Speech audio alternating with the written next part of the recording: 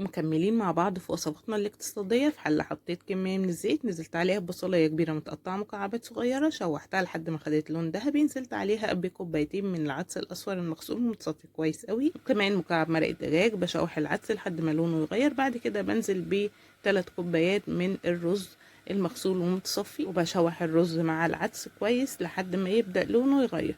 بعد كده ببدأ ان انا انزل بشوية توابل بسيطة جدا عبارة عن ملح وكمون، ولو متوفر كمان كركم ممكن نضيف. استخدمت كوبايتين من العدس و3 كوبايات من الرز، واضيف لهم 5 كوبايات من المية السخنة المغلية، وهسيبهم على نار عالية كده يغلوا دقيقتين بس. وبعد كده هبدأ ان انا اهدي النار، بس اظبط الدنيا كده وادي تقليبة علشان مفيش اي حاجة تلزق.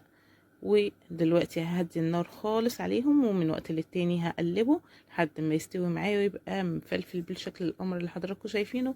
بقدم معاه بيض مدحرج، وكمان فلفل مقلي وبتنجان وبطاطس، وما ننساش الطماطم المخللة بالخل والثوم.